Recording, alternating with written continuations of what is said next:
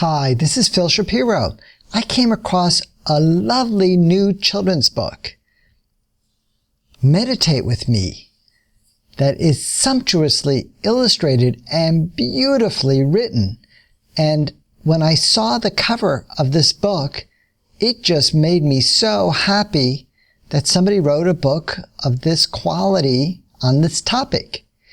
And let's take a look. This is the back cover. Sit, breathe, listen, and relax with this approachable and fun introduction to meditation and mindfulness. Isn't that gorgeous drawings? Here's the inside flap and the back flap of the book. Meditation does a body good. The regular practice of mindfulness improves health and happiness and can even help very young children to settle their busy minds and understand their emotions. In this gentle and endearing step-by-step introduction, kids learn how to focus on their breath, on the sensations in their body, and on the sounds around them. It's an ideal first experience of mindfulness. Calm is always just one breath away. And here is the author. The author lives in California. Miriam Gates has a master's degree in education from Harvard University, has been teaching children for more than 20 years. And Margarita Cernate was born and raised in Lithuania. Now lives in Cambridge, England. This is her first book. Well, if this is her first book, she is a top-notch illustrator. I can't wait to see what she makes next, because this is such a beautifully done book. Let me show you just a sample page. Now, notice your breath in and out through your nose. Is the air cool? Is it warm? Can you feel in your body where it goes? So, isn't that a beautiful picture? Reminds me a little bit about Babar from the old days. And then here's another page from the book. With your eyes closed and your hands in your lap, try to hear the sounds all around you, each bump, beat, and tap. So the reason I really love this book is that it creates a cultural value surrounding meditation and the value of meditation. And it introduces that at a young age to children. And children might even use this book as their first book to learn to read. Because as you see, all the words are simple. And I was also very interested in this topic because I've been following the news about over in the San Francisco public schools, they're doing meditation and have had very great results. And here was an NBC News story that I tracked down. San Francisco schools transformed by the power of meditation. I believe this is about 2 years ago, maybe a 2015 news story. And so you can look this up on the web to see the actual video clip. And here's the transcript, the text from that.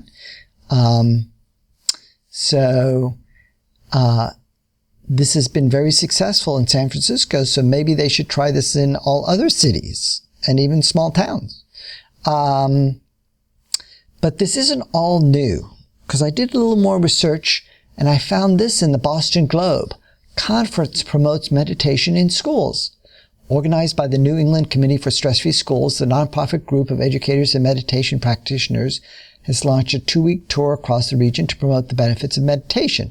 Educators heard testimony from principals in Detroit, Washington, D.C., who said they had successfully introduced meditation in their schools, and neurology specialists who said meditation stimulated the brain. So I'm really pleased that meditation is being taught and practiced in the San Francisco schools, because that reduces stress levels and violence in the schools. It's better for students. It's better for teachers. It's better for school administrators, better for parents. And this kind of thing really should have happened 30, 40, or 50 years ago. But, you know, some of the best ideas are within reach, but we have to have an open mind. We need to be able to envision the possibility of this idea. And so the school principals who tried this in the San Francisco schools, they were courageous. But we should be expecting school principals and school superintendents. We should expect them to be courageous, because we can only come to truth with an open mind. And if we keep doing things the way we've done things before, we're not going to have that different a result. And we're really hoping for better results for students and for schools and for teacher retention. And so this book would make a beautiful gift, a wonderful gift by an aunt or uncle or a grandparent or a neighbor. And